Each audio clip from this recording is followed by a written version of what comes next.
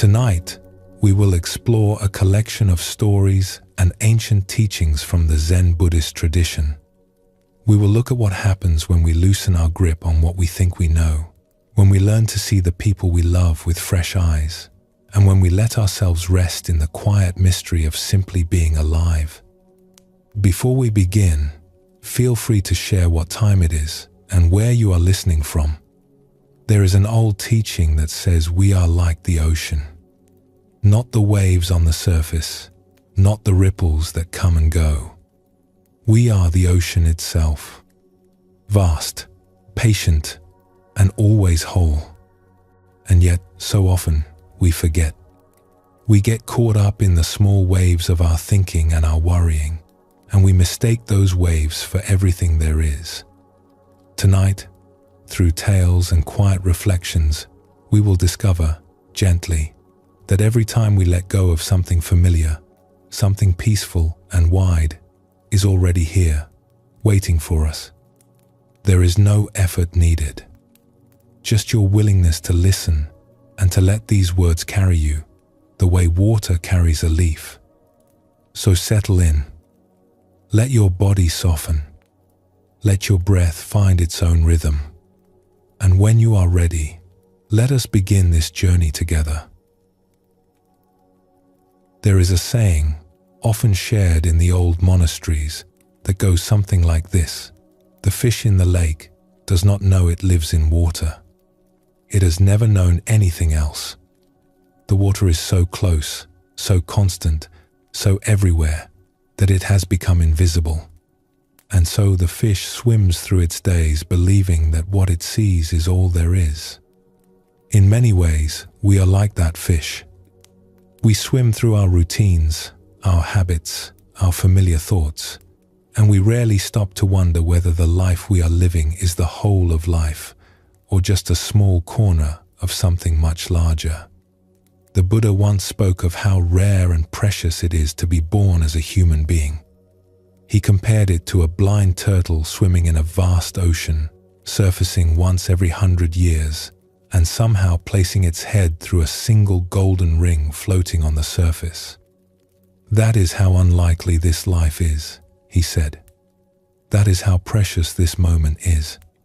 And yet, most of us move through our days as if we had an endless supply of them. We settle into the familiar. We build our routines. We arrange our small comforts around us. And slowly, without even noticing, the world gets a little smaller. Tonight, let us explore a story about three fish and the very different choices they made when the world they knew began to change. Once, long ago, there was a lake. It was not a grand lake. It was simply a quiet lake, tucked between green hills, fed by a small stream that came down from the mountains. The water was clear and cool. Reeds grew along the edges. In the mornings, mist would rise from the surface and hang softly over the water, and in the evenings, the sky would turn warm and the whole lake would go quiet. It was a peaceful place. In this lake, there lived three fish. The first fish was wise. Not wise in the way of knowing many things, but wise in the way of paying attention. It noticed small changes in the water. It watched the birds and understood what their movements meant. It had a willingness to see things as they were, even when what it saw was uncomfortable. The second fish was clever. It could think its way through most problems. But it had a habit of seeing what needed to be done and then hesitating, waiting for a better moment, a clearer sign, a little more certainty before acting. The third fish was a creature of comfort. It loved the lake. It loved the familiar stones along the bottom, the way the light fell through the water at noon. It could not imagine being anywhere else. For a long time, the three fish lived together peacefully. The days passed gently. Nothing seemed to change. But one morning, The wise fish noticed something along the far shore. Figures were moving there, carrying something between them. Something long and thin that caught the light. Nets. The wise fish understood, with a knowing that came from somewhere deeper than thought, that something had changed. The world it knew was no longer safe. For a moment, it thought about swimming to the others. But then a quieter feeling arose. They love this place, it thought. They call it home. If I go to them now, their comfort will weaken my resolve. There is a teaching that says, it is right to love your home, but first ask yourself, where is home, really? And so the wise fish turned toward the narrow stream that connected the lake to the river beyond, and it began to swim. It was not an easy journey. The stream was narrow and shallow in places. The current pushed against it. There were rocks to get around, and stretches where the water barely covered its body. The wise fish grew tired. There were moments when the memory of the lake called to it. Come back, the memory seemed to say. You are comfortable here. You were safe, but the wise fish kept going. Not because it was especially brave, but because it understood that the safety of the lake was no longer real. It was just a memory of safety. And holding on to a memory, no matter how nice it feels, is not the same as being truly alive. The stream widened into a river. The river deepened, and after a long, difficult passage, the wise fish felt something it had never felt before. The water opened up in every direction. There were no edges, no walls, no bottom it could see. It had reached the sea, and in that moment, something inside the wise fish simply let go. All the effort, all the fear, all the holding on. What was left was a feeling so wide and so quiet that there were really no words for it. Just a deep sense of having arrived. Not at a place, but at a truth it had somehow always known. Back in the lake, the second fish watched the wise fish disappear into the stream. And as the ripples settled, it felt a familiar sting. I should have gone, it thought. I saw the same signs. I knew what was coming, but I waited. I turned it over in my mind one too many times. The nets were closer now. The clever fish could see them spreading through the shallows. What can I do? It thought. The stream is too far. The nets are between me and the way out. And then an idea came. A strange one. If I cannot escape by swimming, it thought, perhaps I can escape by stillness. And so the clever fish did something bold. It turned its belly toward the sky and floated to the surface. It let its whole body go limp. It drifted among the reeds and fallen leaves, looking for all the world like a fish whose journey was already over. One of the figures waded over and lifted it from the water. The clever fish felt the grip around its body. Every instinct told it to thrash and fight. But it did not move. It lay perfectly still, trusting its own stillness completely. The figure looked at it, turned it over, and then tossed it aside toward the muddy bank with a shake of the head. The clever fish lay in the wet grass for a few breaths. And then, slowly and carefully, it rolled itself toward the water's edge and slipped back in. It had survived. Not through speed or force, but through letting go. There is an old teaching that speaks to this. It says, let go of who you think you are and discover who you have always been. The clever fish had touched the edge of that truth. Not perfectly, but enough to know that surrender is not the same as giving up. Sometimes it is the most courageous thing we can do. And then there was the third fish, the one who loved the lake more than anything. When the nets began to close, it did what many of us do when we feel trapped. It panicked. It darted this way and that, trying to outswim the danger with speed and effort. But the nets were patient. They did not hurry. They just kept closing in, quietly and steadily. And at last, the third fish was caught. It could not move. In that stillness, a single clear thought arose. If I ever find my way free, it thought, I will never again live within the limits of a lake. Next time, the ocean. Next time, I will make the infinite my home. Each of us carries something of all three fish within us. A part that sees clearly and finds the courage to move towards something larger. A part that understands but hesitates. And a part that loves the familiar so much that it would rather stay in a shrinking world than step into the unknown. None of these parts are wrong. They are simply the different voices within us, each doing its best. But there is a quiet invitation in this story. It asks us to notice, gently, where we are living from. To ask ourselves, am I swimming in a lake and calling it the whole ocean? The Buddha taught that we suffer when we cling, when we hold tightly to what is familiar, to our ideas about how things should be. Not because those things are bad, but because they are not the whole of what we are. And when we mistake a small part for the whole, something inside us knows. We feel the walls, even when we cannot name them.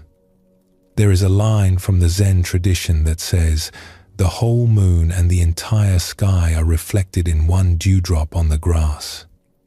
The whole moon, the entire sky, held in something so small you could miss it if you were not paying attention. This is how it is with our lives. Each moment, no matter how ordinary, holds something infinite within it. We do not need to escape our lives to find what is vast and open. We only need to stop swimming in circles long enough to feel the depth that is already beneath us. It takes courage to make the infinite our home. Not the courage of grand gestures, but the quiet, ordinary courage of letting go, of softening our grip on what we think we know, of trusting that when we stop clinging to the edges of the lake, we will not be lost. We will be found. The ocean is not a destination. It is what we discover when we finally stop grasping and let ourselves rest in what is already here. Let us pause here for a moment. Notice how you are feeling. Let your breath be soft and easy. And when you are ready, we will continue together.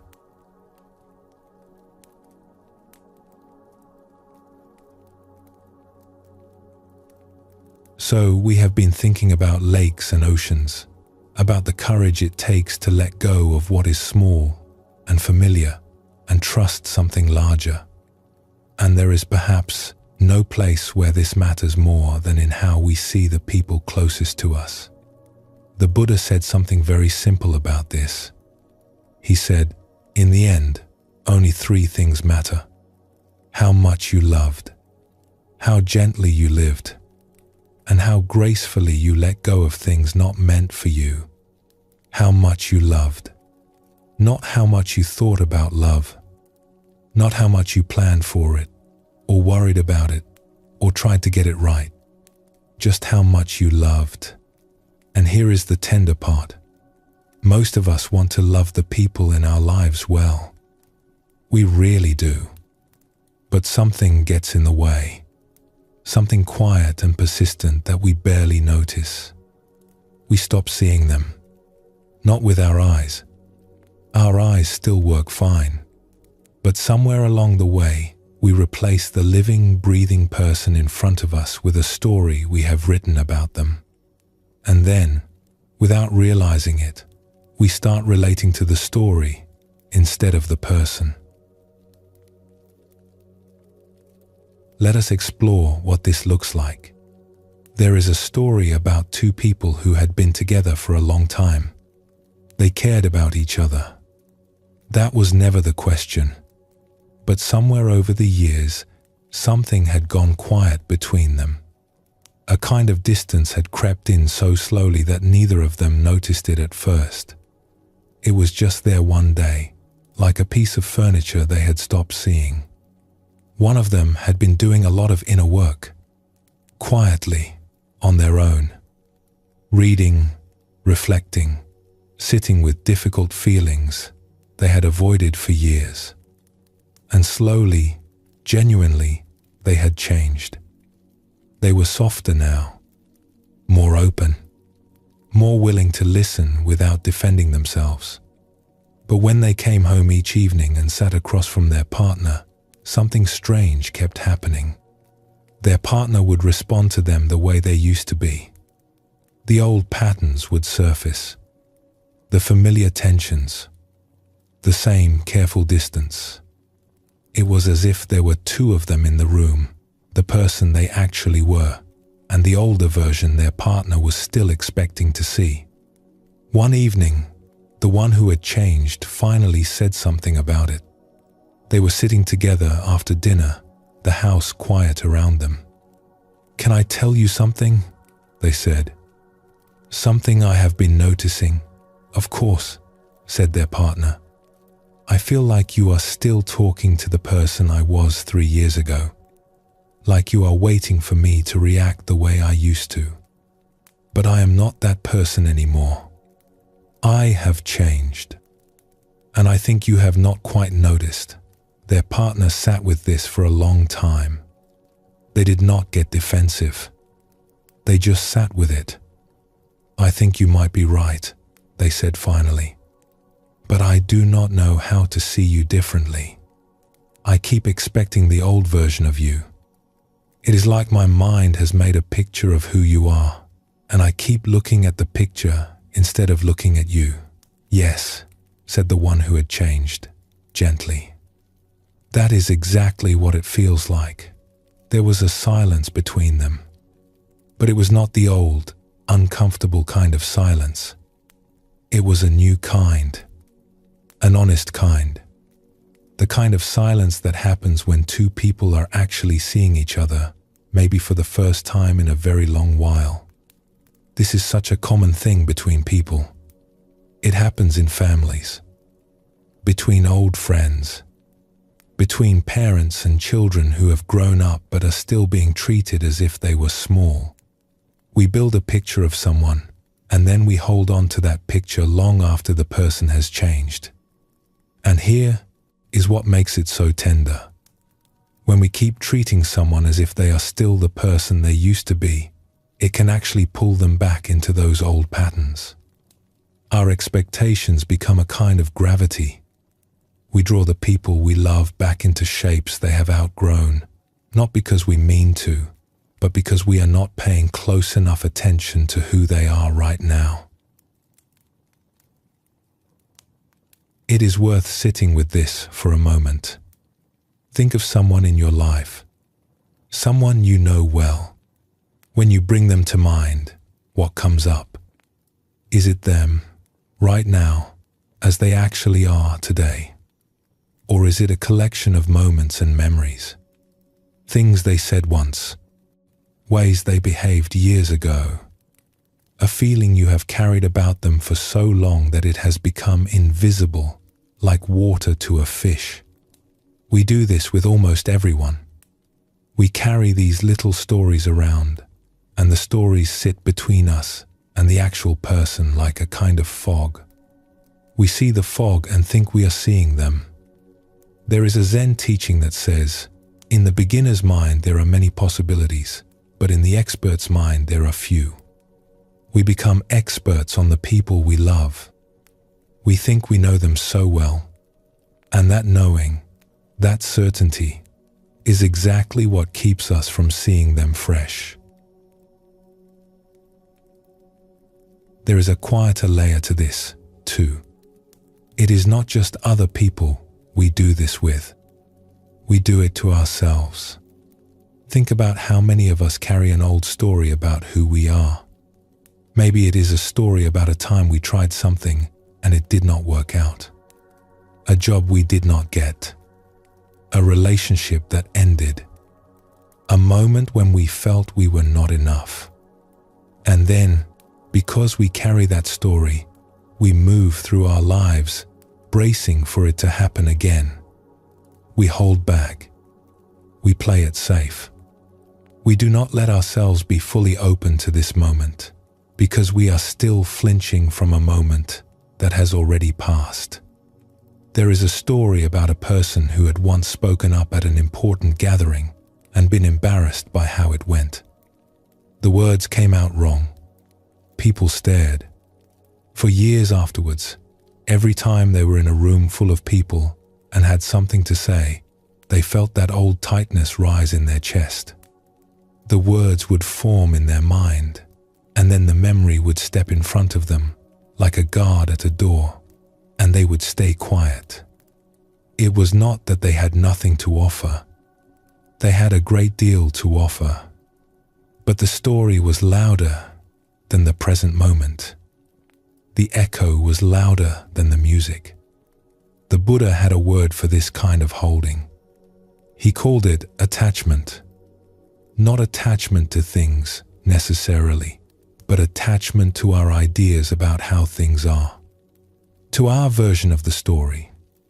And he taught that this attachment, more than almost anything else, is what keeps us from being free. Not because the stories are bad, but because they are old. They are echoes. And we cannot hear what is happening right now if we are still listening to something that ended long ago. There is a story from the Zen tradition about a teacher who would greet the same student every single morning with the same question. Who are you today? At first, the student found this amusing, then annoying. You know who I am, the student said one morning. I have been here for 2 years. You see me every day. The teacher just smiled. I know who you were yesterday, the teacher said. But I do not know who you are today. Neither do you. The student started to argue, but then stopped. Something about it landed. The teacher was not being difficult. The teacher was being honest. The student from yesterday was gone. The person standing here this morning was someone new. Someone who had lived one more day, dreamed one more night, and arrived here with a slightly different heart. And if that was true for the student, it was true for everyone. It was true for every person we think we know. There is a way of being with people that the contemplative traditions point to again and again. It is so simple it almost sounds too easy. But it is one of the most powerful things you can do. You bring someone to mind, someone you know well, and then, very gently, you let go of everything you think you know about them. Every opinion, every memory, every expectation. You just let it all soften and fall away, like setting down a bag you have been carrying for a long time.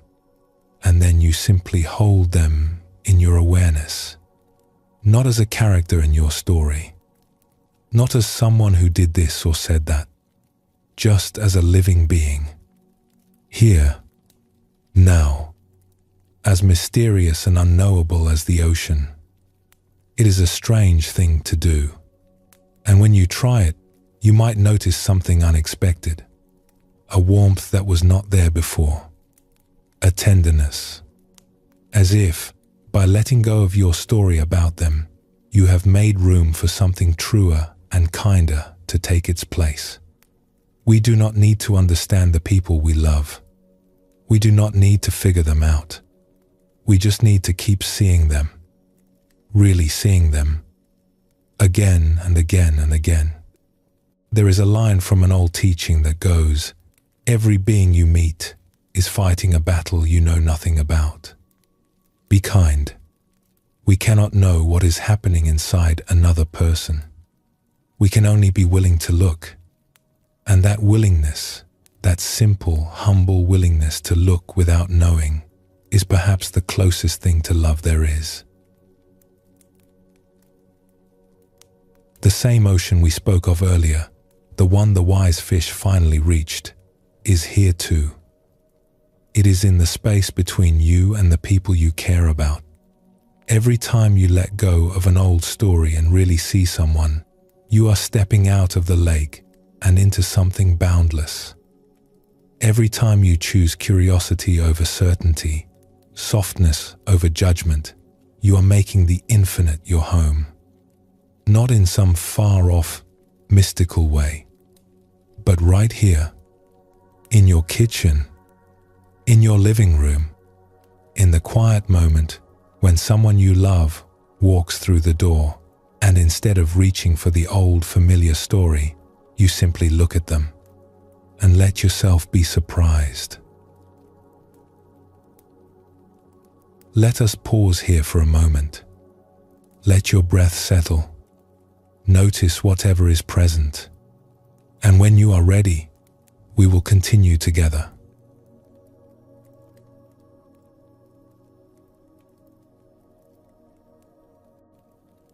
One of the gifts of paying attention, of really being present with the people and moments in our lives, is that we start to notice beauty in places we never thought to look.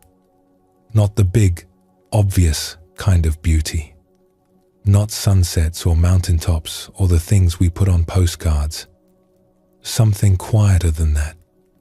Something that hides in plain sight, tucked into the most ordinary corners of the most ordinary days. The Zen tradition has a wonderful way of pointing to this. A student once asked a teacher, "Where can I find the sacred?" And the teacher said, "Have you had your breakfast?" The student said, "Yes." "Then wash your bowl," said the teacher. That is it. The whole teaching, right there in a dirty bowl. Let us explore a story about an evening like that. An evening where something extraordinary was hiding inside something completely ordinary. There was a family, a parent and a child, who went out for a late dinner at a small restaurant one evening. They arrived so late that the kitchen was nearly finished for the night. The dining room was almost empty. The staff were beginning to clean up, wiping down tables, stacking chairs. It was that quiet in-between time when a place is not quite closed but not quite open either. They had a simple meal. Nothing special. The kind of dinner you forget about by the next morning. But as they were getting ready to leave, the child stopped in front of a fish tank near the entrance. It was a large tank, softly lit, with a few fish drifting around inside. And one of the fish was different from the others. It had one eye, just one, and it was enormous. It stuck out from the side of its head like a bright, round lantern, taking in everything. The fish was golden, vivid, almost glowing in the soft light of the tank. And it moved through the water with a kind of calm confidence, as if having one great eye instead of two small ones was not a problem at all. As if it was, in fact, a gift. The child pressed close to the glass. "Look at that," the child whispered. "Just that. Look at that." And then something lovely happened. A few of the young staff members noticed the child staring, and they came over. They were cheerful and bright-eyed, and they began to tell the story. "When we first got that fish," one of them said, "it was tiny. And it was black, not golden. And it had two eyes, just like all the others." "What happened?" asked the child.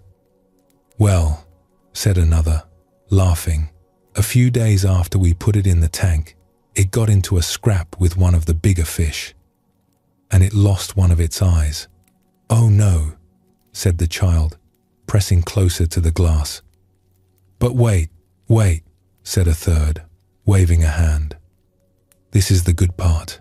They were all gathered around the tank now, their cleaning rags forgotten, their faces lit up. About 2 weeks after that, it started to change color. First a little bit gold around the edges, then more and more, until one morning we came in and the whole fish was gold. Just like that. Black to gold. "And the eye," said the first one, pointing at the tank, the one it had left. It just kept growing. Bigger and bigger and bigger. Like it decided that if it was only going to have one eye, it was going to make it the best eye anyone had ever seen. They were all laughing now. Not in a mean way. In a way that was full of genuine delight. They thought this fish was the most wonderful thing in the world. You could see it in their faces. They were proud of it. They loved it. The child turned to the parent. "It is like a little warrior," the child said, very seriously, and then smiled. And for a few minutes, everyone in that quiet, nearly closed restaurant was connected. The parent, the child, the young staff members. They were all standing together around this small, glowing tank, looking at this strange and remarkable fish, and something in the air between them was warm and open and easy. Nobody was performing. Nobody was trying to impress anyone. Nobody was checking their phone or thinking about tomorrow. They were just there, together, in a moment of shared amazement. And then the moment passed, the way moments do. They said good night. They walked out into the cool air. The restaurant closed behind them, but something stayed. There is a phrase from an old poem that calls this feeling the arrows of shared impermanence. We are all here together in this brief, astonishing life. And when we really feel that, even for a moment, something melts between us. The walls come down. The separateness dissolves. We remember that we belong to each other. It does not take much. It does not require a temple or a retreat or a special occasion. It just takes a moment of real presence. A willingness to stop and look at what is right in front of us, the way that child looked at that fish, with nothing between them but wonder. There is another story, a small and gentle one, about a beloved artist who spent many years creating beautiful books for children. The artist's drawings were full of wild, joyful creatures, the kind of drawings that children could stare at for hours, finding new things every time they looked. Over the years, many children wrote to this artist, and the artist always wrote back. Sometimes quickly, sometimes with great care. It was one of the things that brought the most joy, this quiet conversation with children who had been touched by the work. One day, a letter arrived from a young boy. It was a simple card with a small drawing on the front, the kind of drawing a child makes with crayons, bright and lopsided and full of heart. There was something about it that made the artist stop and pay attention. It was not technically good, of course. It was a child's drawing, but it had that thing that the best art has, a kind of honesty, a feeling of someone putting their whole self onto the page without holding anything back. The artist was so charmed by it that, instead of dashing off a quick reply, the artist sat down and carefully drew one of those beloved wild characters, drawn just for this one child, on a small card. It was a real drawing, the kind of thing that might one day be worth a great deal of money. But the artist did not think about that. The artist just thought about the boy and his crayons and drew something with the same kind of wholehearted attention the boy had given. A few weeks later, a letter arrived from the boy's mother.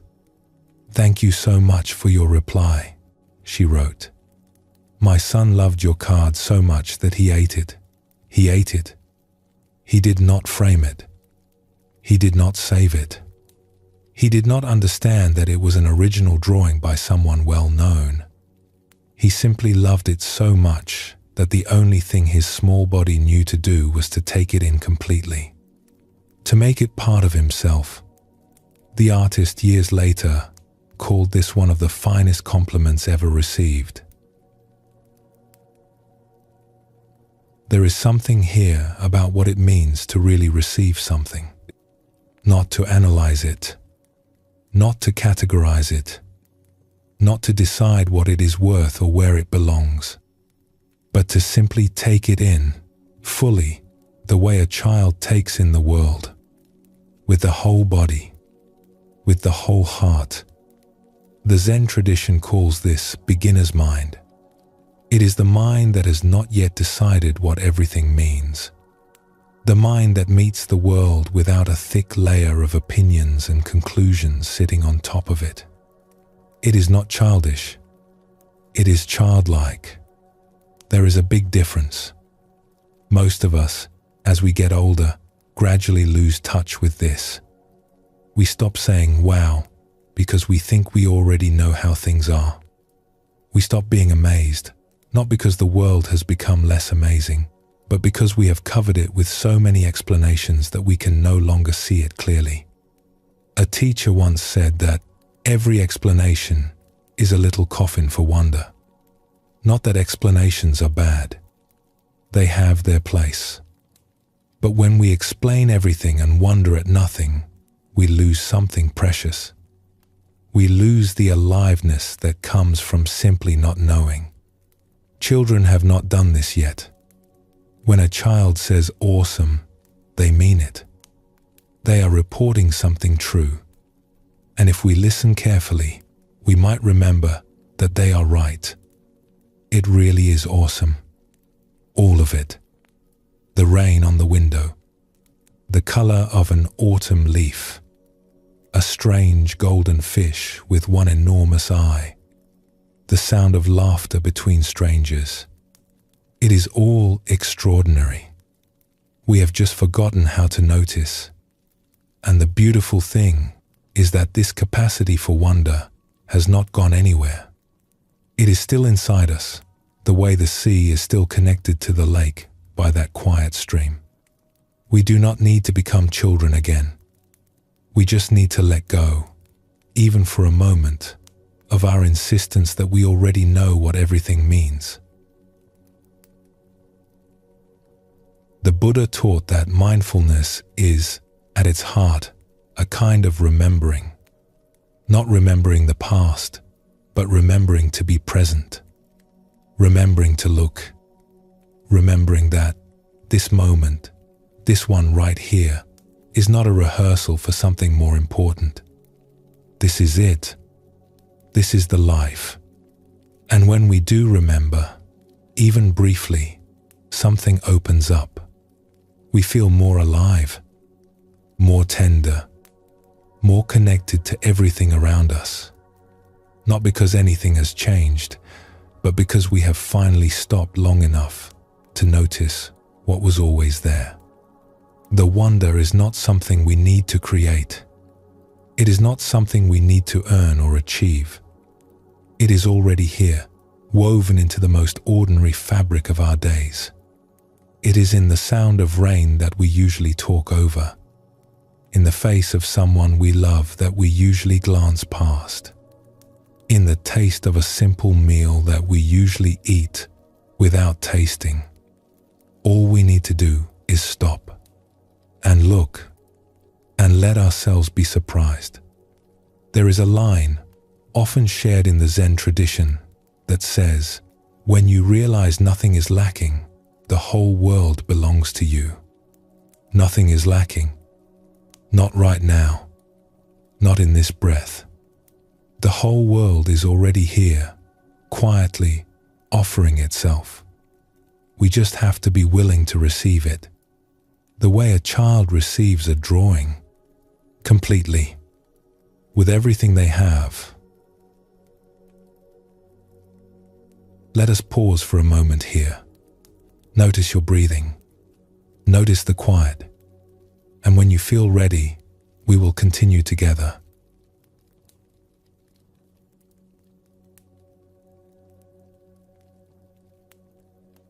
Have you ever arrived somewhere and realized you have no memory of the journey?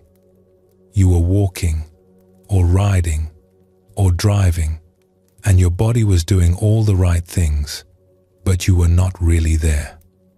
You were somewhere else entirely, lost in a conversation that had not happened yet, replaying something that happened this morning, running through a list, worrying about next week, and then suddenly, you arrive, and you think, where was I just now? This is how most of us spend most of our days. We are here, but we are not here. Our bodies move through the world, but our minds are somewhere else, spinning stories, sorting through memories, rehearsing futures that may never come. If we are honest about it, it is a little startling how much of our lives we spend away. There is a way of looking at this that comes from the contemplative traditions, and it goes something like this. Imagine that your awareness is like a wide open sky, clear and spacious and always present. That is what is actually here, underneath everything. Just this open, quiet awareness. Now imagine that your mind is like a projector, and it is constantly casting images and stories and thoughts onto that open sky, the way a film projector throws light onto a screen. The images are vivid. The stories are compelling. Some of them are exciting. Some of them are worrying. Some of them are just interesting enough to keep us watching. And here is the thing. We get so absorbed in these projections that we forget about the sky entirely. We forget that behind all the flickering images, there is something vast and still and open. We mistake the movie for reality. We think the stories are the world. The Buddha put it simply. He said, "We are what we think. All that we are arises with our thoughts. With our thoughts, we make the world. We make the world. Not the actual world of trees and rain and birdsong, but the world we live in most of the time, the one made of opinions and worries and plans and old memories. That world is made of thought, and most of the time, we do not even notice we are living in it." There is a story about a person who went on a day-long silent retreat. They were not new to sitting quietly. They had done it before.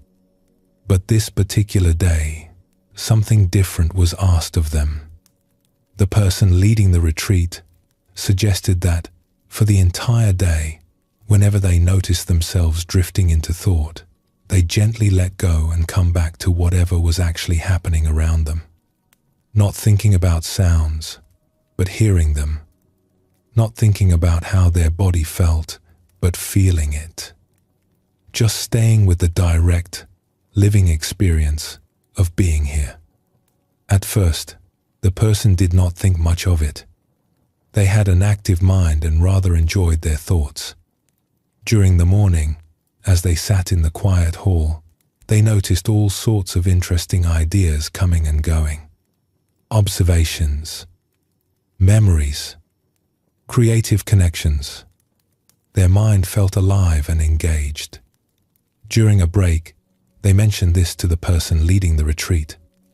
"There are a lot of interesting thoughts happening," they said. "Good ones, actually. Creative ones. Is it really necessary to let them all go? Why not spend some time in them and some time out of them?" The retreat leader smiled gently. "You could do that," they said. "But just for today, as an experiment, what if you let them all go? Every one of them. Even the good ones. even the brilliant ones. Just for one day, see what happens when you stay with what is actually here. The person thought about this.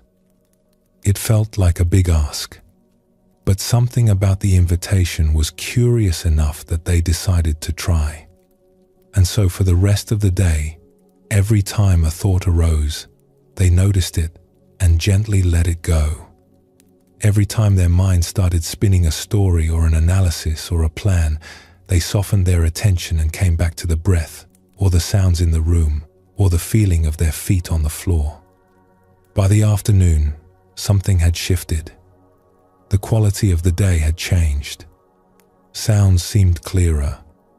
The light through the windows seemed more vivid. They could feel the texture of the air on their skin. They noticed small things they would normally walk right past. The way a shadow moved across a wall. The distant sound of water somewhere outside. The feeling of their own heartbeat. At one point during the afternoon, they went outside for a walking period, and they noticed the trees. They had walked past these same trees at the beginning of the day without giving them a second glance. But now, without the constant chatter of the mind layering stories on top of everything, the trees looked different, more present, more vivid, as if the trees had always been this alive, and it was only now, with the volume of thinking turned down, that they could actually see it. When the day ended, and everyone gathered to share what they had noticed, this person spoke up. It was exciting, they said. And then, after a pause, but also a little frightening. What was frightening about it? The leader asked. The control, they said. When I am in my thoughts, I feel like I am in charge. I can direct things. I can edit. I can plan. But when I let all of that go, there was no control at all. Things were just happening. And I was just here, watching. Yes, said the leader, gently. That is what it is like to be alive. This is one of the tender truths of our situation. We use our thinking as a way of feeling safe. If we can plan well enough, maybe nothing bad will happen. If we can figure things out, maybe we can protect ourselves. If we can stay one step ahead, maybe we will be okay. And there is nothing wrong with this. It is a very human thing to do. But it comes at a cost. The cost is that while we are busy planning and figuring and staying ahead, we miss what is actually here. There is a story about a person who was walking to work one morning, same route they took every day, head full of the usual things. What they needed to do when they got there. A conversation from the night before that was still bothering them. A vague worry about something that might or might not happen next month. And then, for no particular reason, they stopped. Right there, on the pavement. Something had caught their attention, though they could not have said what it was. Maybe a sound. Maybe a shift in the light. They just stopped. And for a moment, they heard birds. They had not noticed any birds in months, maybe years, on this walk. But there they were, singing away in the trees that lined the street. Trees they walked past every single day without looking up. They stood there for maybe 30 seconds, just listening, and something inside them softened. The worries did not disappear exactly, but they got quieter, less urgent, like someone had turned the volume down. And in the space that opened up, there was this simple feeling of being alive, of being here, of standing on a street on a spring morning with birds singing overhead. 30 seconds. That is all it took. We miss so much. We miss the sound of rain at night. We have all heard rain before, of course. But have you really listened to it lately? Have you let yourself just lie there and hear it, without thinking about whether you close the windows or what the weather will be like tomorrow? Just the sound of it, the way it comes and goes, the way it taps and whispers and occasionally falls silent before starting up again. We miss the feel of our own moods, the gentle shifts in how we are doing from hour to hour. We miss the look on someone's face when they are about to say something important. We miss the taste of our food, the temperature of the air, the way our body feels when it is tired or rested or somewhere in between. We miss our own tenderness. That is perhaps the quietest loss of all.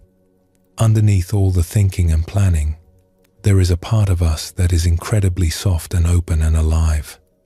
But we rarely get there because the thoughts are so constant that they drown it out. The Buddha once said, "Do not dwell in the past. Do not dream of the future. Concentrate the mind on the present moment." It sounds so simple, and yet it may be the most radical thing any of us ever attempts. There is a Zen saying, "When the mind is still, the whole universe surrenders." It does not mean we have to stop thinking forever. That would not be possible, and it would not be the point. Thoughts are a beautiful part of being human. We can create with them. We can solve problems. We can imagine and dream and connect ideas in ways that no other creature on earth can do. But thoughts are a tool. They are not meant to be the whole of our experience. And somewhere along the way, for most of us, the tool took over. The servant became the master. We started living in our thoughts instead of using them, and we forgot that there was a world outside the projector's beam. Think about it this way. If you spent your entire day looking at photographs of the ocean, you would know a great deal about what the ocean looks like. But you would not know what it feels like to stand in the surf. You would not know the smell of the salt air, or the sound of the waves at night, or the feeling of sand under your feet. The photographs are useful. They are beautiful, even. But they are not the ocean. Our thoughts are like that. They are snapshots. Still images of a reality that is actually alive and moving and full of depth. And when we live in the snapshots, we miss the living thing. The practice, if you could even call it that, is very simple. It is just noticing. Noticing when the projector is running. Noticing when you have drifted off into a story. And then, gently, like waking up from a light sleep, turning your attention back to what is here. The sounds, the breath, the feeling of being alive in this body, in this moment, in this place. You do not have to do it perfectly. You do not have to do it all the time. Even a few seconds of it, scattered through a busy day, can change the quality of your life in ways you might not expect.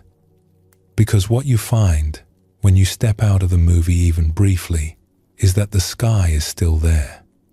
The vast, open, quiet awareness that has always been behind the stories. It has not gone anywhere. It has been here the whole time, patient and still, waiting for you to look up. Let us rest here for a moment. Just breathing. Just this. And whenever you are ready, we will go on together.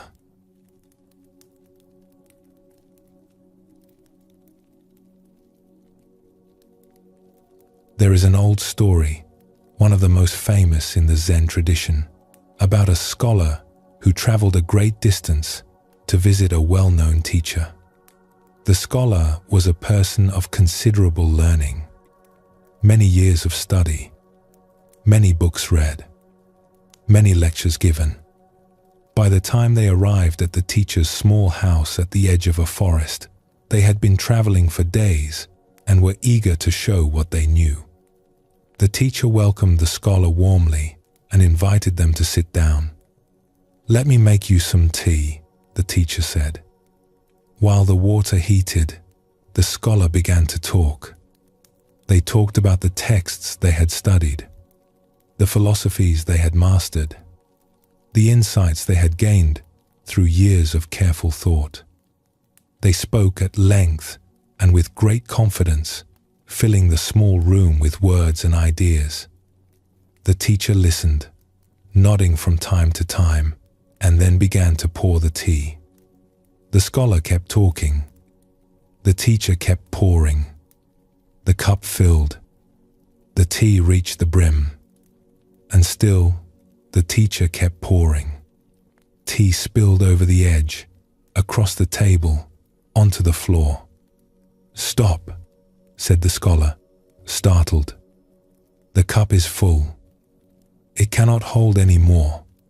The teacher set the pot down gently. "Yes," the teacher said, "you are like this cup.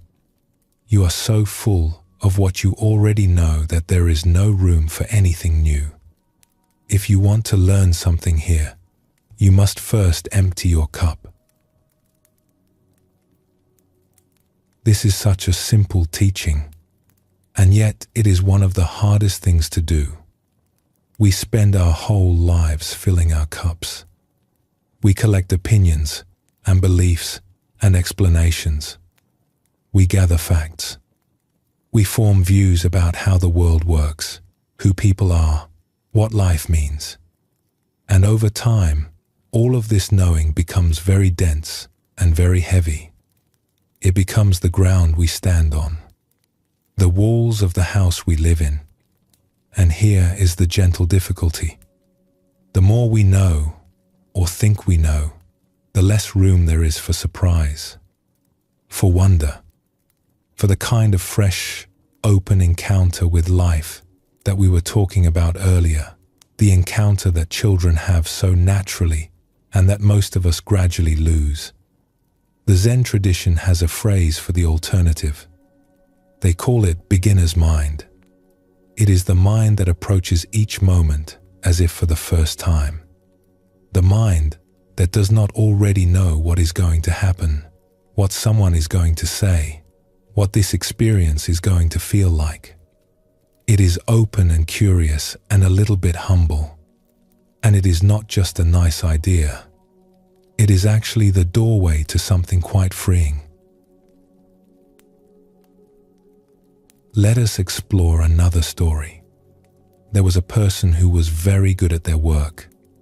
Over many years, they had built up a reputation as someone who had answers. Colleagues came to them with questions. Friends came to them with problems. They were the one everyone turned to when things needed to be figured out. And for a long time, this felt good. There is a real satisfaction in being the one who knows. A sense of solidity, of usefulness, of standing on firm ground. But over time, something began to change. The person noticed that conversations had become a little predictable. People would start talking, and before they were halfway through a sentence, the person already knew what they were going to say, already had a response forming, already had the answer lined up. It was efficient, but it was not alive. One evening, this person was sitting with a close friend, someone they had known for many years. They were at a kitchen table. The tea had gone cold. The friend was telling them about something difficult they were going through. Something tangled and painful that did not have a clear answer. And as usual, the person felt the familiar machinery start up inside, sorting through possible responses, looking for the right advice, the right frame, the right fix. But this time, for whatever reason, they stopped.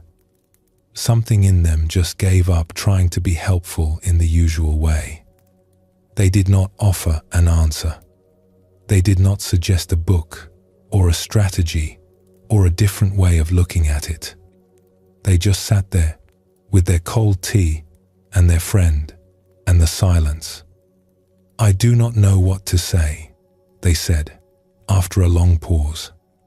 "I have been sitting here trying to come up with something useful, and I just do not know. I do not have an answer for this one." The friend looked at them, and something in the friend's face changed, softened. The tension around their eyes eased. Their shoulders dropped a little. "Thank you," the friend said, quietly. "That is the most helpful thing anyone has said to me in weeks." "Really?" the person said, surprised. "But I did not say anything." "I know," the friend said. "That is why it helped. Everyone else keeps trying to fix it. You are the first person who just sat here with me." It was a strange moment. Nothing had been solved. No advice had been given. Nothing had moved forward in any practical way. And yet something had happened between them that was deeper and truer than any solution. By saying, "I do not know," the person had stepped out of the role of expert and into something more honest, more human, more connected. They sat together for a while longer after that, not talking much, just being there. And the kitchen, which was really just a small, ordinary kitchen, felt somehow larger, more peaceful, as if the room itself had been waiting for someone to stop filling it with answers. There is a saying in the Buddhist tradition, "Not knowing is most intimate." When we do not know, we are close to things. When we have it all figured out, we are actually far away, up in the tower of our conclusions, looking down at life through a small window. But when we let go of our knowing, we come back down to the ground. We stand next to each other again. We feel the weather on our skin. There is a lovely exchange in the Zen tradition that captures this beautifully. A student went to a teacher and asked, "What happens to us when this life is over?" The teacher thought for a moment and said, "I really do not know." The student was surprised. "But you are a great teacher," the student said. "Surely you must know." The teacher smiled and said, "I am. But I have not been through that particular door yet. There is something so refreshing about this. No grand theory. No comforting certainty. Just honest presence with the mystery of it all. And that honesty, that willingness to simply stand in front of the unknown and say, 'I do not know,' is not a weakness. It is actually a kind of courage, a kind of strength. Because it means we are no longer hiding behind our answers. We are here, fully present, with the beautiful uncertainty of being alive. We are often afraid of not knowing, and that makes sense. Our sense of who we are is built, in large part, out of what we think we know. Our opinions, our beliefs, our conclusions about how things are. These are the bricks in the wall of our identity. And when they start to soften or fall away, it can feel unsteady, like the ground beneath us is shifting. Think of it this way. Imagine you have been living in a house for a very long time. The walls are solid. The roof keeps out the rain. You know where everything is. And then one day, very gently, someone starts opening the windows, one by one, and then they open the door. And then, very carefully, they start removing a few of the walls. Your first feeling might be fear. The walls were keeping you safe. Without them, anything could come in. The wind, the rain, the unknown. But your second feeling, if you stay with it, might be something else entirely.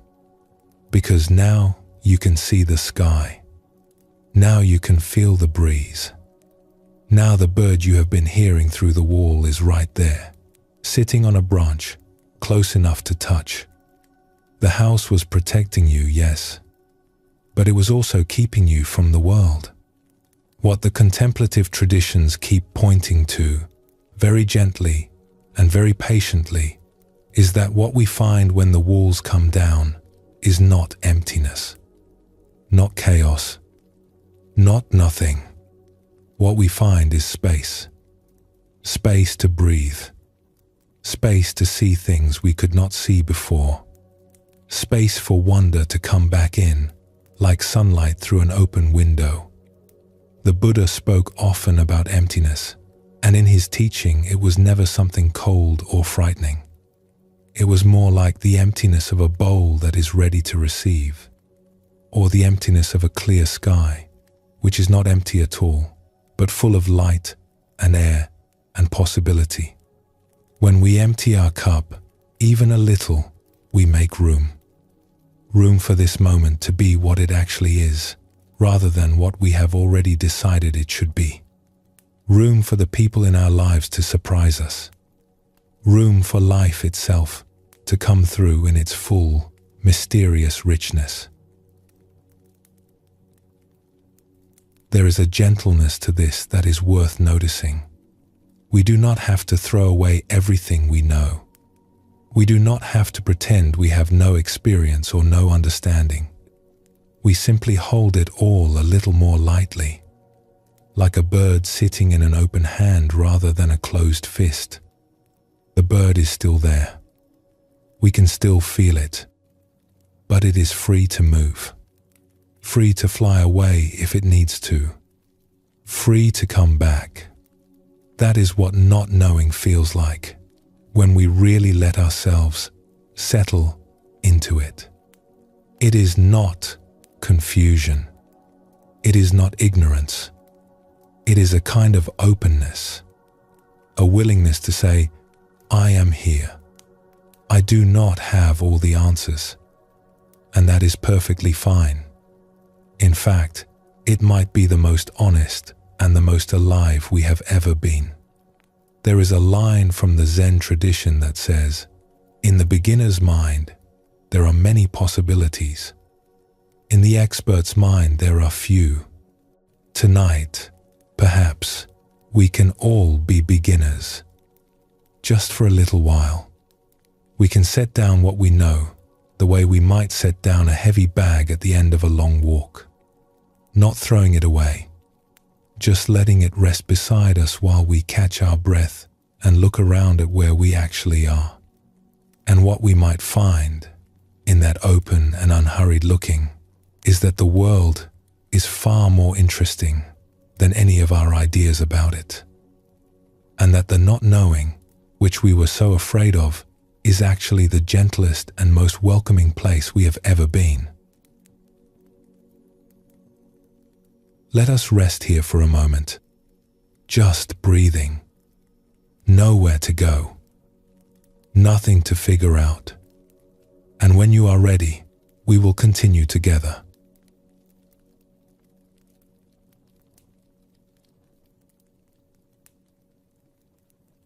We have been talking tonight about what happens when we soften our grip, when we let go of our stories about each other, our attachment to our thoughts, our need to have everything figured out. And each time we let go of something, we seem to find more space, more room to breathe, more room to simply be here. Now let us turn that openness towards something a little bigger. Let us turn it toward the world itself. Because here is something wonderful. The more closely anyone looks at the nature of things, the more they look at how this world actually works, the more mysterious it becomes. Not less. More. Every question that gets answered seems to open 3 more. Every door that opens reveals a hallway full of doors no one has opened yet. And rather than being frustrating, there is something deeply restful about this. It means we can stop pretending we are supposed to have it all figured out. Nobody does. Nobody ever has. And that is not a problem. It might be the most beautiful thing about being alive. Let us sit with a few things that are genuinely astonishing if we let ourselves feel them. Right now, as you lie here listening, light from distant stars is arriving at the earth. Some of that light has been traveling through space for longer than we can really comprehend. It left its star when the universe was still young, and it has been quietly crossing the darkness ever since, patient and steady, until tonight, when it finally arrives here. Think about that for a moment. That light has been on its way for longer than there have been people, longer than there have been trees. And tonight, it reaches a world where someone is lying in the dark, listening to these words, breathing softly. There is something about that image that is almost too beautiful to hold. And here is something else. Something that has puzzled and amazed the people who study the very smallest things in the world. When they observe the tiniest particles of matter, the ones so small that you could fit billions of them on the head of a pin, they find something that no one expected. The act of looking at these particles changes how they behave. The observer and the observed are not separate. They are tangled up together in a way that no one fully understands. What this means, put very simply, is that the world is not just sitting out there, fixed and solid, waiting for us to look at it. The world and the one who looks at it are part of the same thing, connected, woven together. The seer and the seen making each other up as they go. There is a story about a teacher who used to take students outside on clear nights to look at the stars. One evening, a student was gazing up at the sky, overwhelmed by how many stars there were, how far away they seemed, how small it all made them feel. "I feel so tiny," the student said. "So insignificant. How can any of this matter when the universe is so enormous?" The teacher was quiet for a while. Then the teacher said, "Who is looking at the stars right now?" "I am," said the student. "And who is feeling amazed?" "I am." "Then you are not tiny," the teacher said, gently. "You are the place where the universe has learned to feel amazement. Without you, the stars would have no one to shine for." They stood there for a long time after that, neither of them saying anything, just looking up. And the sky, which had seemed so vast and so indifferent just moments before, began to feel like something else entirely. Not distant, not cold, but intimate, close, as if the stars and the one watching them were part of the same quiet conversation. Here is another one. Scientists have discovered that if you take the smallest building blocks of matter and cool them down, make them very, very still, something remarkable happens. They stop behaving as separate, individual things. They begin to merge. They soften into each other and become something new, something shared, as if, in deep stillness, the boundaries between things dissolve and what remains is a kind of unity. Stillness creates connection. That is not a spiritual teaching, though it sounds like one. That is something observed in a laboratory. And yet it echoes what the contemplative traditions have been saying for thousands of years. That when we become still, when we stop the busy movement of our thinking and our doing, we begin to feel our connection to everything around us. The boundaries soften, the separateness fades, and what is left is something whole. The Buddha described this beautifully. He said, as a net is made up of a series of ties, so everything in this world is connected by a series of ties. If anyone thinks that the mesh of a net is an independent, isolated thing, they are mistaken. The net is made of ties, and so is the world, and so are we.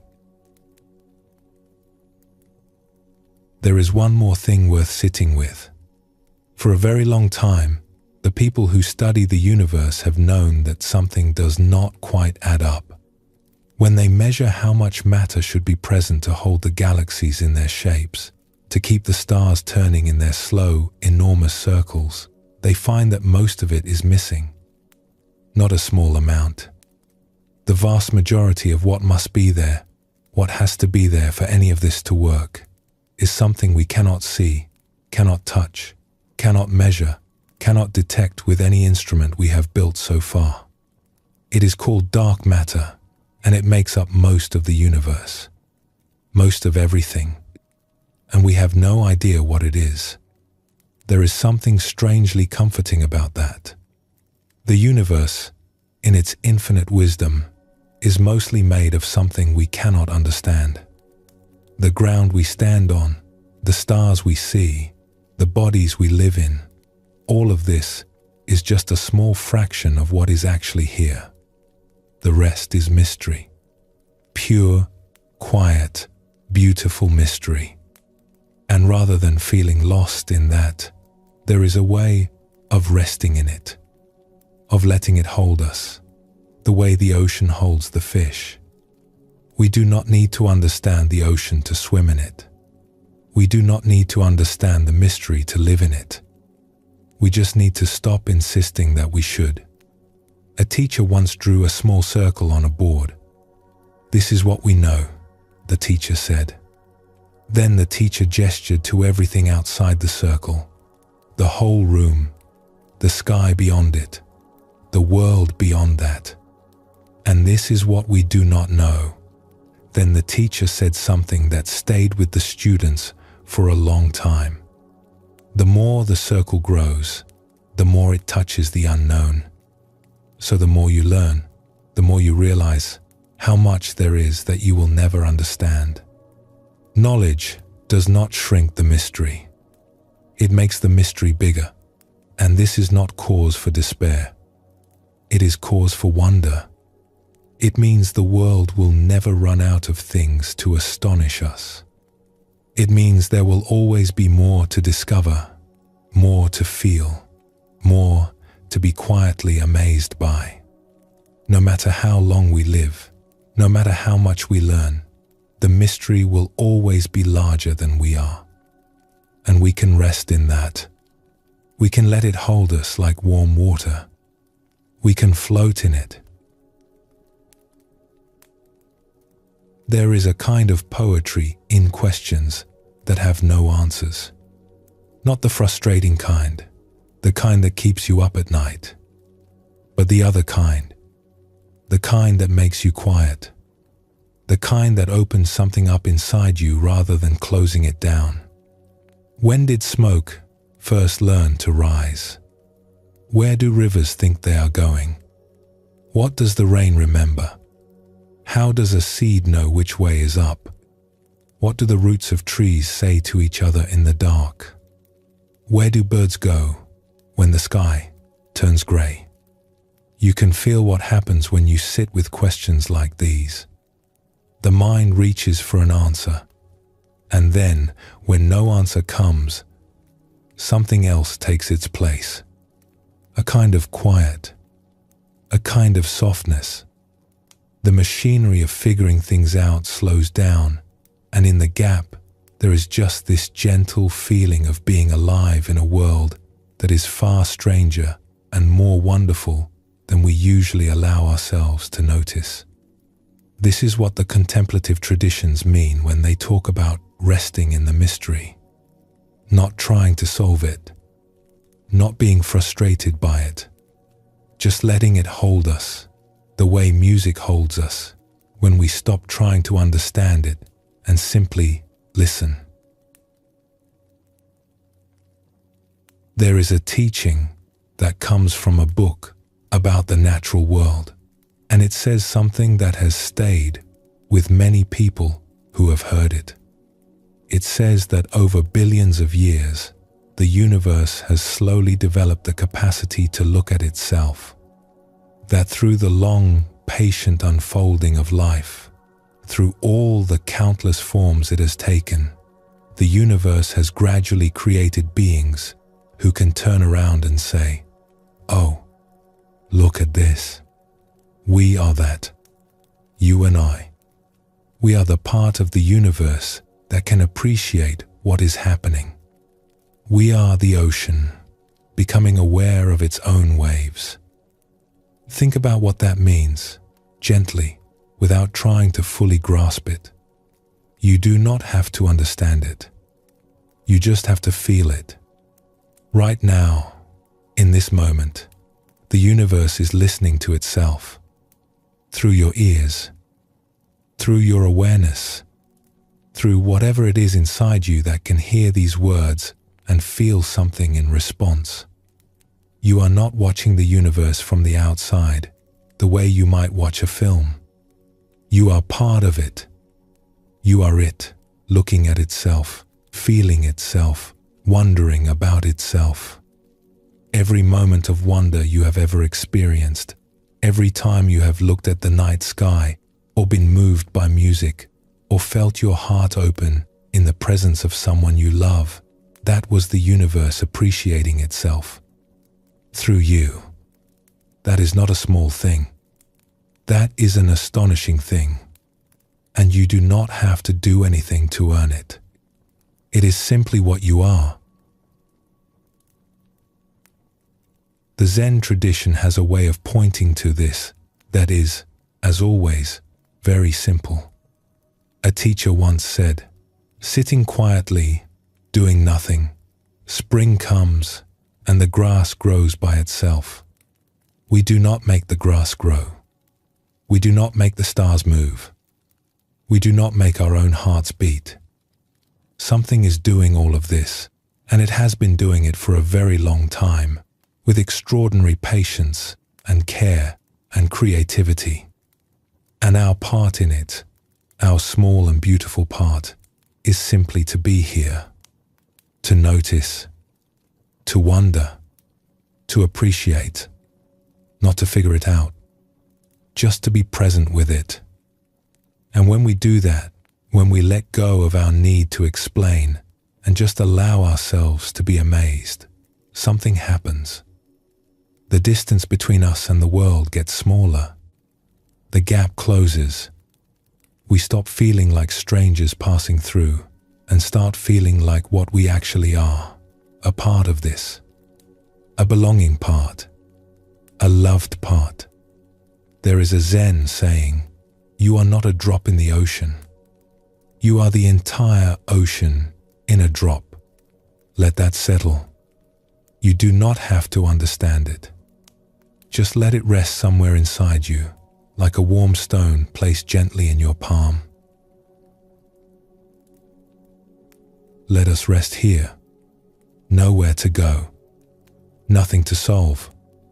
Just this quiet moment, held in the middle of a very old and very beautiful mystery. And when you are ready, we will go on.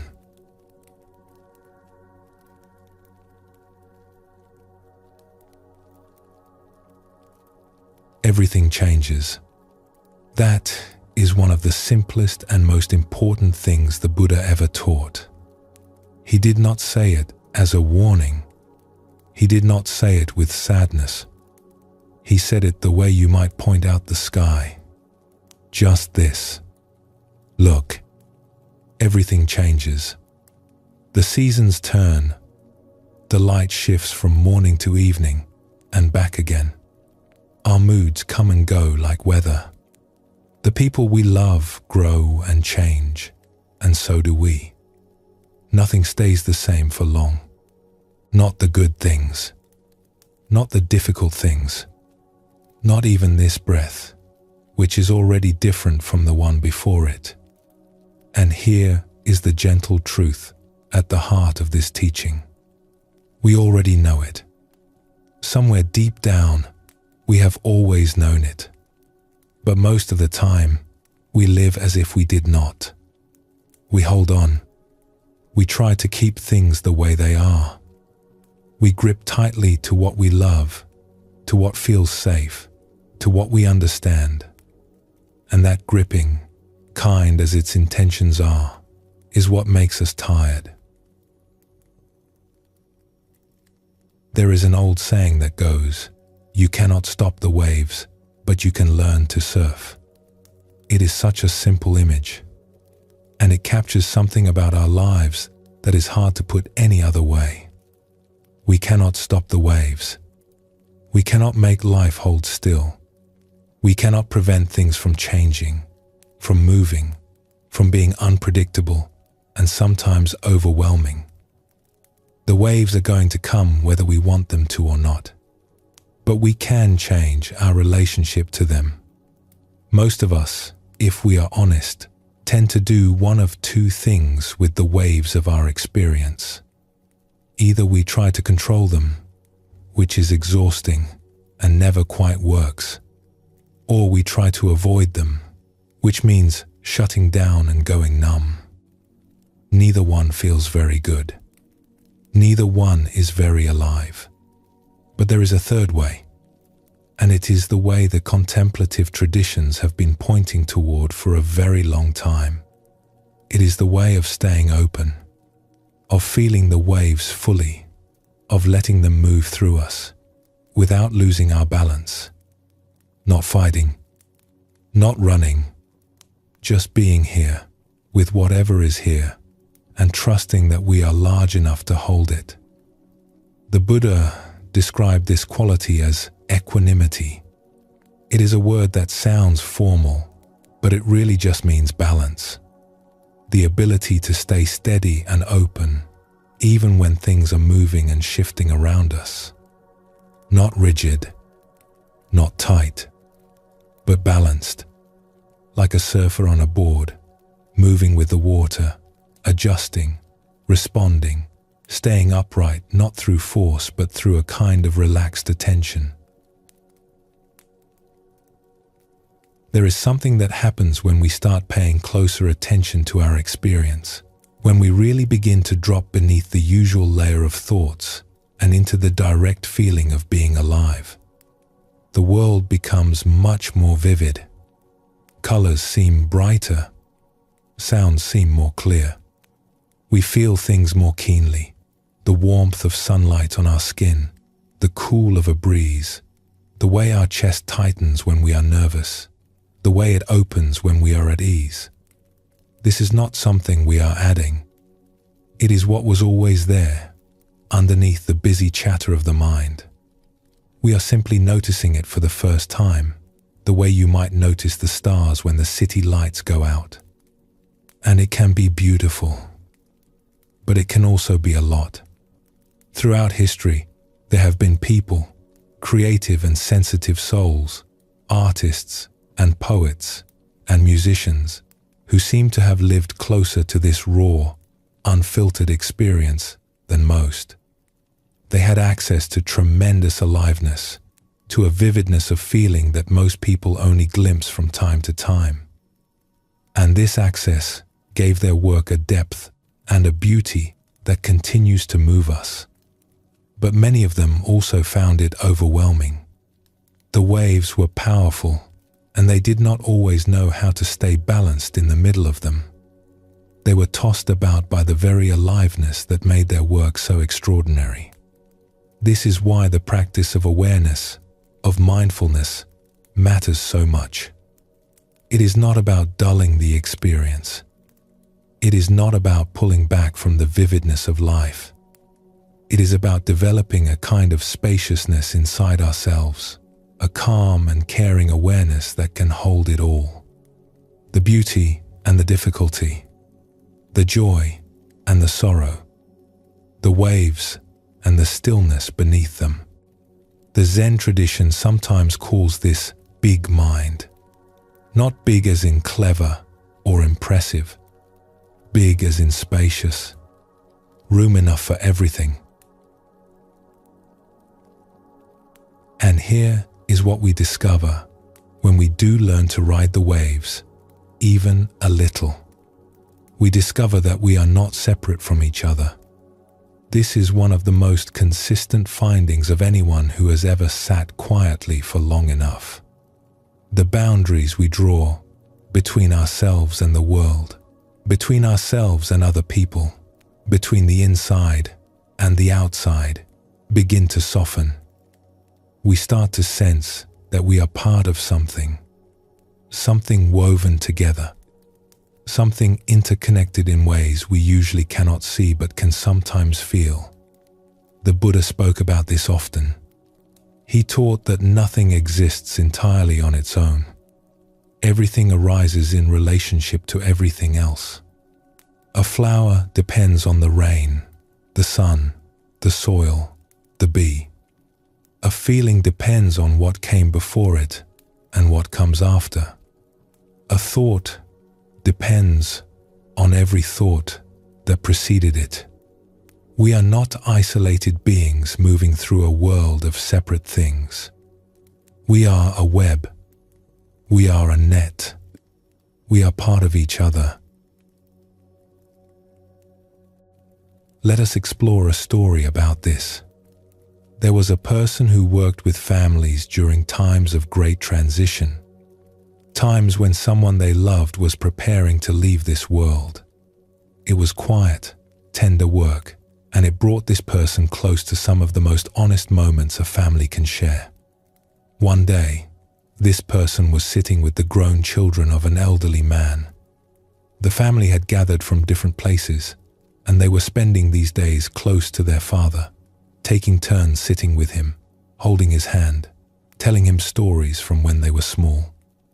That afternoon, the children received some unexpected and difficult news about another member of their family, someone who had been involved in an accident far away. They gathered in the hallway to talk it over quietly, not wanting to worry their father. He seemed to be resting peacefully, and they thought it best to keep this to themselves for now. After a while, they went back into the room, and as they came through the door, their father looked up at them and said, gently, "Do you not have something to tell me?" They looked at each other, confused. "How could you know?" one of them asked. Their father smiled, softly. "I just know," he said. "I have been feeling it." The children were astonished. There was no way he could have overheard their conversation. No way anyone could have told him. And yet he knew.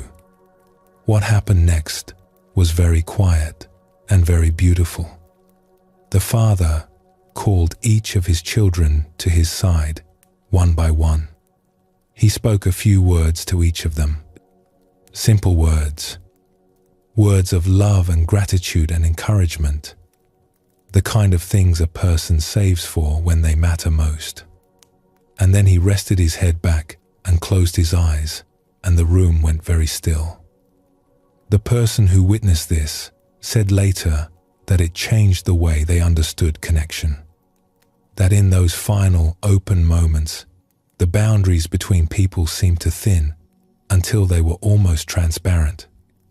As if the love that had always been there between this family was finally able to flow without anything in the way. We do not have to wait for extraordinary circumstances to feel this kind of connection. It is available to us in small ways, every day. In the moment when you laugh at the same thing as a stranger. In the moment when you feel what someone else is feeling without them saying a word. In the quiet understanding that passes between old friends who do not need to explain themselves. Have you ever been in a room with someone, not talking, not doing anything in particular, and felt completely at peace? Not because of anything that was happening, but because of the simple fact of being together. That is the web, making itself felt. That is connection, showing up in its quietest and most ordinary form. Or have you ever walked through a forest, or along a river, or sat in a garden, and felt for just a moment that you belonged there. Not as a visitor, not as someone passing through, but as a part of it, as natural and as welcome as the trees and the water and the stones. That is the same thing, the same softening of boundaries, the same quiet recognition that we are not separate from the world. We are made of it. We are woven into it. We always have been. The web is always there. We are always part of it. We just forget most of the time because we are busy being separate, busy being in our own thoughts, our own worries, our own small and carefully maintained lake. But every now and then, something breaks through. A moment of shared wonder, like the golden fish. A moment of honest presence, like saying, "I do not know." A moment of letting go, like the wise fish turning toward the stream. And in those moments, we remember, oh, I am not alone in this. I never was. There is a line, sometimes shared among practitioners, that captures this. It goes, the arrows of shared impermanence. We are all here together, just for a little while. All of us moving through this astonishing, temporary, ever-changing life. And that shared tenderness, that shared fragility, is not something to be afraid of. It is what connects us. It is the very thing that makes love possible. So, what does it mean to learn to surf? It means staying open. It means feeling the waves of life as they come, not trying to stop them or control them, but also not letting them carry us away. It means remembering, again and again, that we are not just the waves. We are the ocean. The waves are our moods, our thoughts, our worries, our joys, our sorrows. They rise and they fall. They are beautiful and sometimes difficult, but they are not the whole of what we are. Beneath the waves, there is something deeper, something that does not come and go, a quiet awareness that has been with us since the very beginning. It was there when we were children. It is here now. It will be here tomorrow. It does not age. It does not tire. It simply holds everything, gently and patiently, the way the ocean holds its waves. We do not have to earn this. We do not have to achieve it. We just have to remember it. And the remembering is the practice. The remembering is the path.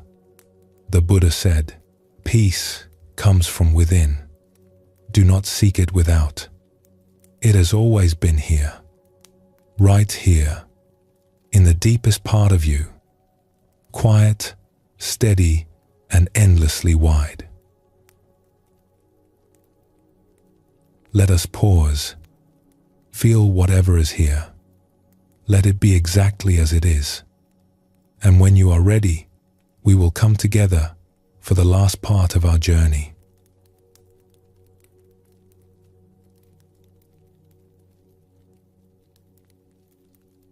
So here we are. We have traveled a long way together tonight, through lakes and oceans, through stories about people who could not see each other clearly and then learned how, through golden fish and empty cups and movie projectors and starlight that has been crossing the darkness for longer than we can imagine, through waves and stillness and the web that holds us all together. And all of it, every story, every teaching, every quiet reflection has been pointing to the same simple thing. This moment, right here, right now, not a moment somewhere in the future when things will finally be sorted out. Not a moment in the past when things were better or worse or different. This one, the one you are in, the one that is happening as you hear these words. The Buddha said, "The trouble is, you think you have time." It is such a gentle thing to say, and yet it carries the whole teaching inside it. We put things off. We wait for the right moment. We assume there will always be another chance, another day, another conversation, another sunset. And there might be.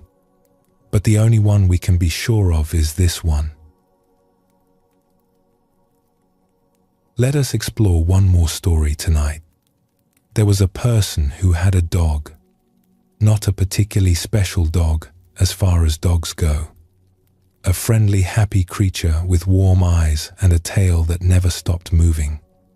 The kind of dog that greets every morning as if it were the first morning that had ever happened. Every evening, the person and the dog would go for a walk. Same route, same neighborhood, same streets they had walked 100 times before. And every evening the person would spend most of the walk somewhere else. Thinking about work, replaying a conversation from earlier in the day, worrying about something that might happen next week, planning dinner, running through lists. The body was walking, but the mind was far away. The dog, meanwhile, was having the time of its life. Every smell was fascinating. Every leaf that blew across the path was an event. A squirrel on a fence was cause for pure, unbridled joy. A puddle was a gift. Another dog across the street was the most exciting thing that had ever occurred in the history of the world. The person would tug the leash gently. "Come on," they would say. "We need to keep moving." But the dog would look up at them with those warm, patient eyes, as if to say, "What are you talking about? We are already here. This is where everything is happening.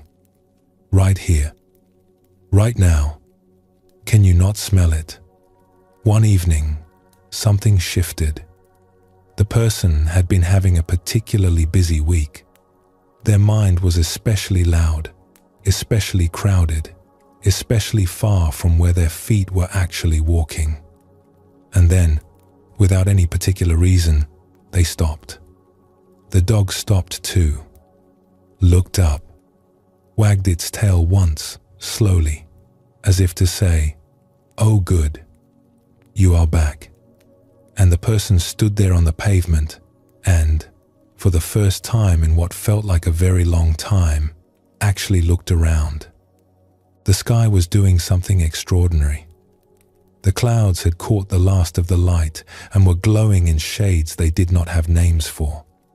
The air smelled like cut grass and something sweet from a garden nearby.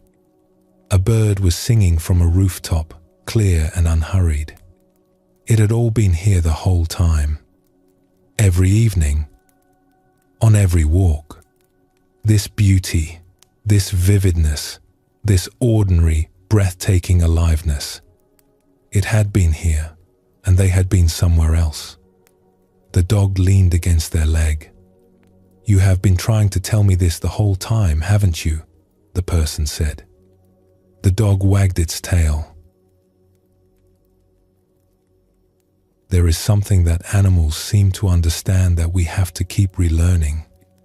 They do not live in the past. They do not project into the future. They are simply here, fully and completely, in whatever moment they find themselves in. We are different, of course. We have these wonderful, complicated minds that can remember and imagine and plan and dream. And those are beautiful capacities. But they come with a cost. The cost is that we can lose the present moment entirely. We can live our whole lives one step removed from actually being here. A Zen teacher once said, "When walking, just walk. When eating, just eat. When sitting, just sit." It sounds almost too simple. But try it. Try, even for a moment, to just do what you are doing. without commentary, without analysis, without the mind running its usual background noise. Just this. Just what is here. What you might find is that ordinary life, the life you thought you knew so well, is much more vivid and much more tender than you realized. That the cup of tea you drink every morning has a flavor you have never fully tasted. That the face of someone you love has expressions you have never quite noticed. That the sound of wind through a window is something unreasonably beautiful if you actually let yourself hear it.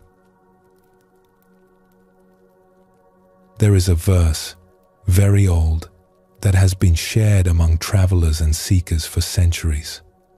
It goes something like this: living, I do not know why. Going, I do not know where. I am amazed that I am so cheerful. When you first hear it, it might sound like a contradiction. How can someone be cheerful when they do not know the answers to the most basic questions? Why am I here? Where am I going?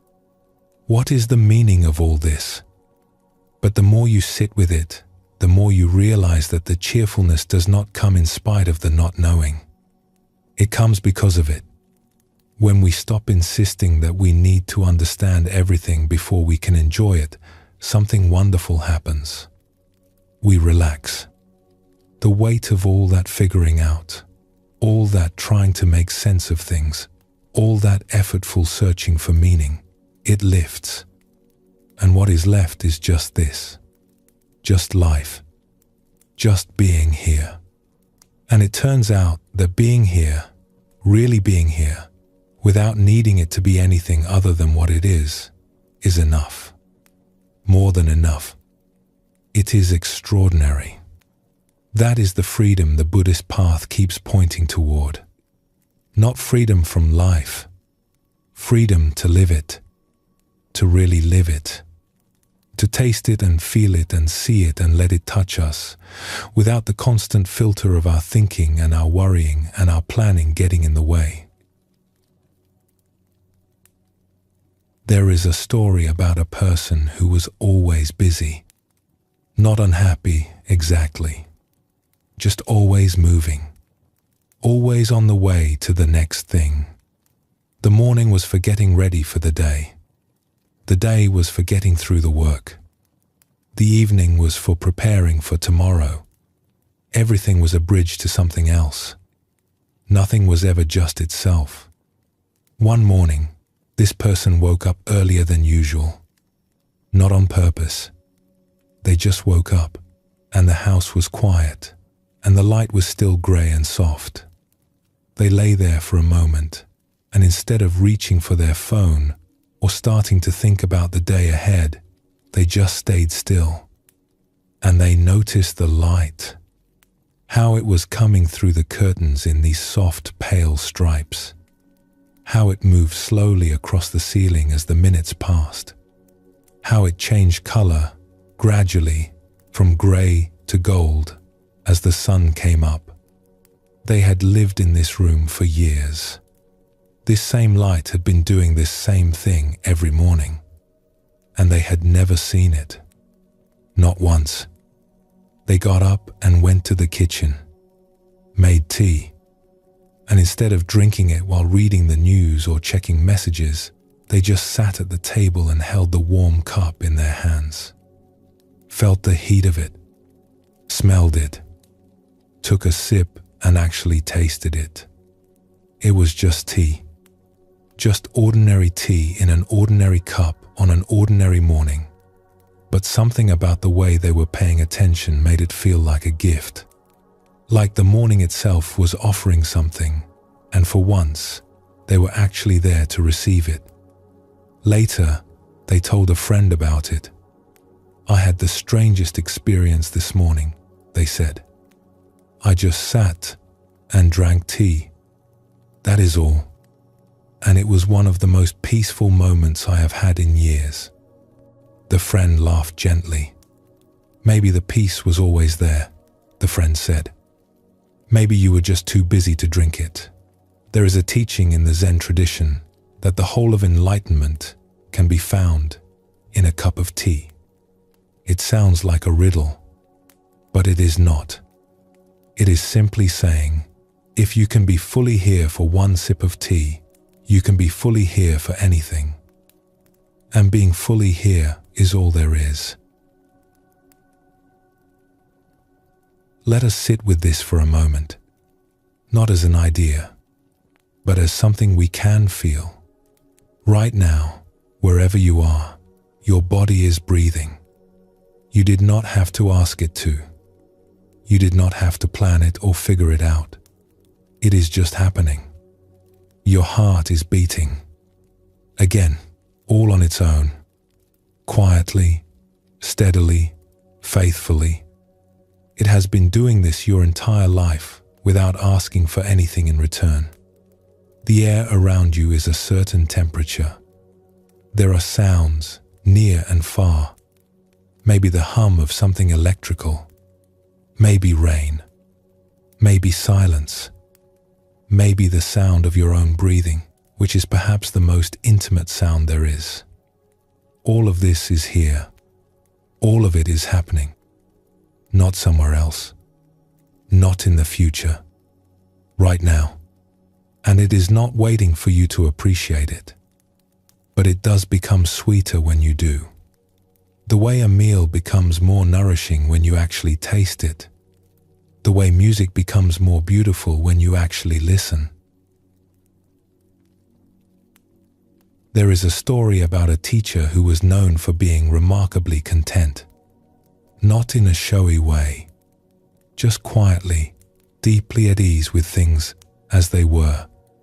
Students would come to this teacher expecting great complexity, expecting elaborate teachings and difficult practices. And instead, the teacher would offer something disarmingly simple. One day, a student asked, "What is the secret of your contentment?"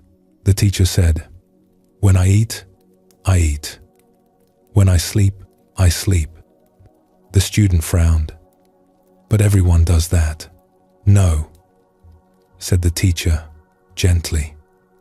"When most people eat, they are thinking about 1,000 other things. When they sleep, they are rehearsing tomorrow or replaying yesterday. They are rarely where they are. I am simply where I am." The student sat with this. It seemed too easy, too ordinary. There had to be something more. "Is that really all?" the student asked. The teacher poured some tea and set it down in front of the student. "Drink this," the teacher said. The student picked up the cup and took a sip, then set it down and waited for the next instruction. "Did you taste it?" the teacher asked. The student paused. They were not sure.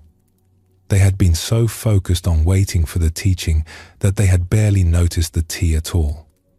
"Try again," the teacher said. The student picked up the cup. This time they slowed down.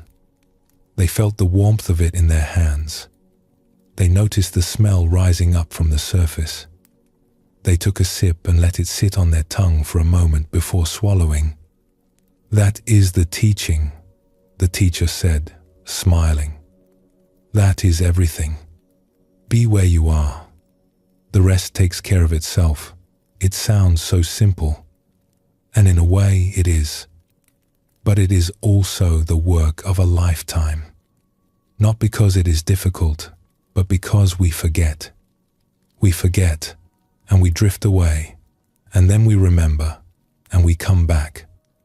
And then we forget again, and drift again, and come back again.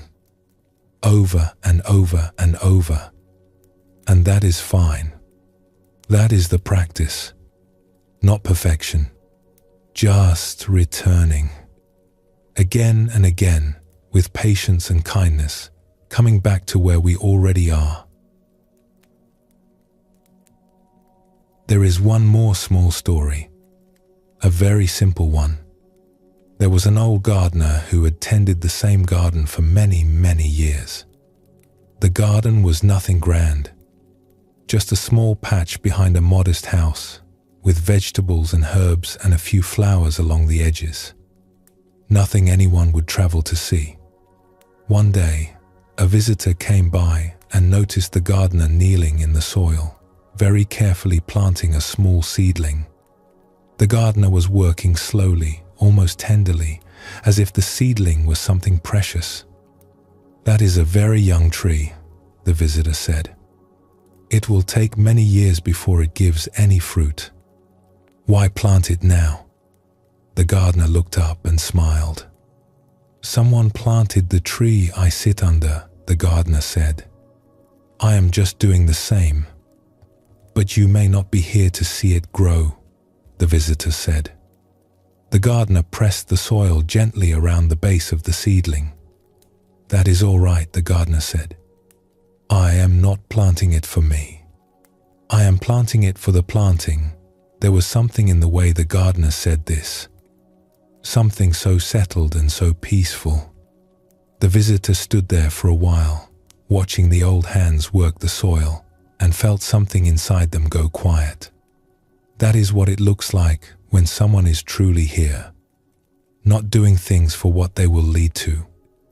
Not measuring the value of a moment by what it will produce. Just being in the moment fully. Planting, because planting is what is here to be done. Breathing, because breathing is what is happening. Living, because living is what this moment is made of. There is a Zen saying, "Before enlightenment, chop wood, carry water. After enlightenment, chop wood, carry water." Nothing changes. And everything changes. The tasks are the same. The moments are the same. But the way we meet them is completely different. We meet them with our whole heart. We meet them with our whole attention. And that makes all the difference. The Zen tradition has a beautiful image for the way awareness works. It is the image of a bell.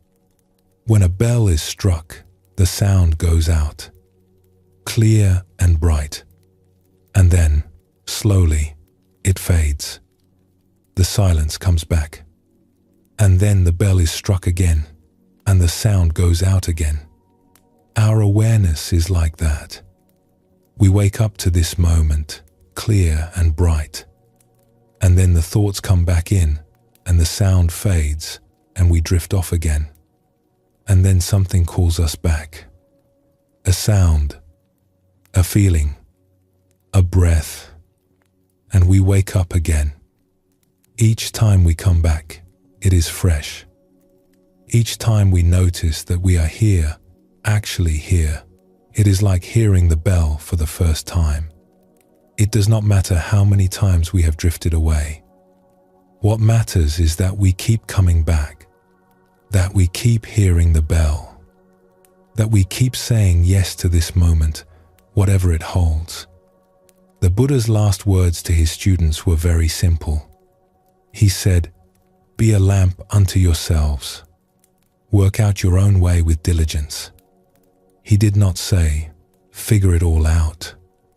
He did not say, "Get it right." He said, "Keep going. Keep paying attention.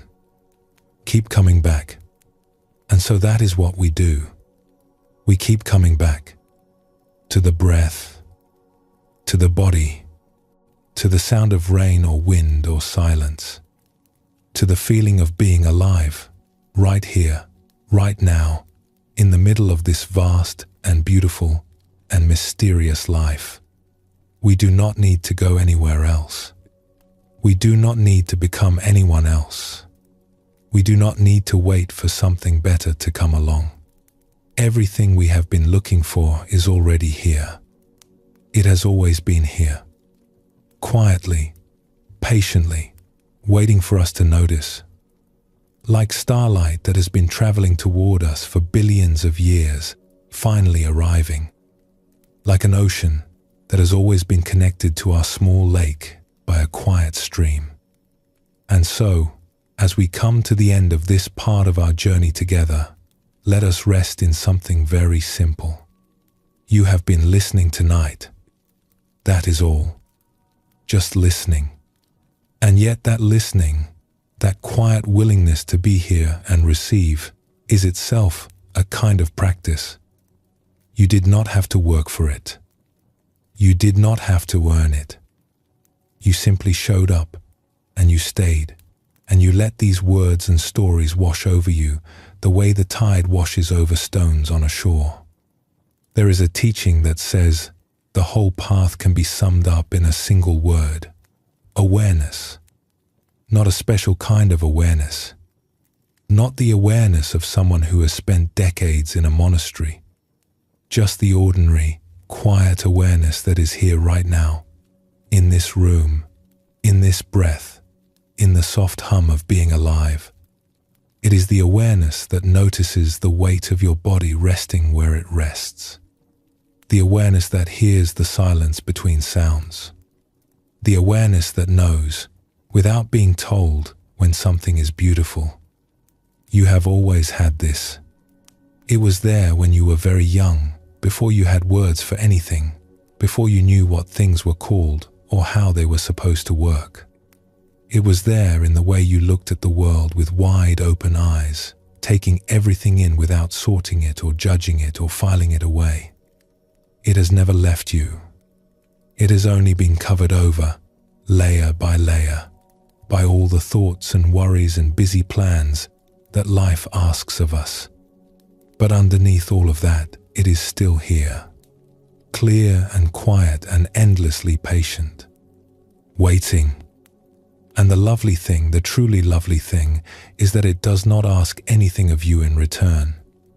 It does not ask you to be better or calmer or wiser or more spiritual.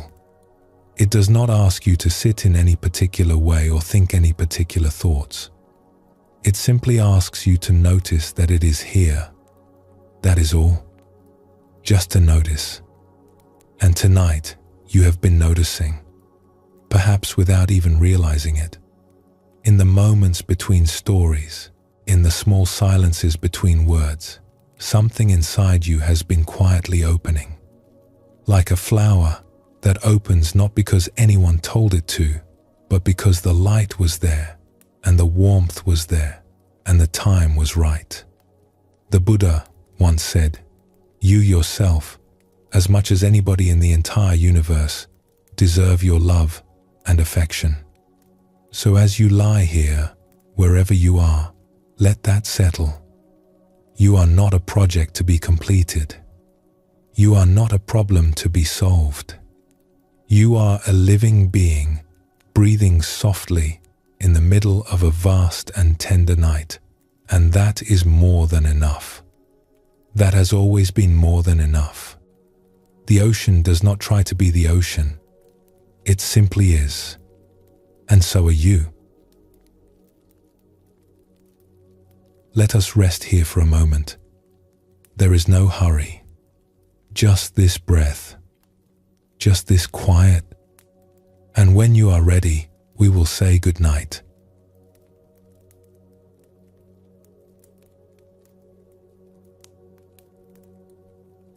Tonight, we have journeyed together through still lakes and open seas. We emptied our cup, even just a little, and felt the relief of not needing to know everything. We looked up at the stars and felt, perhaps for just a moment, that the universe was looking back. We learned that the waves of life are not something to fight or to fear, but something we can learn to ride, gently, with balance and care.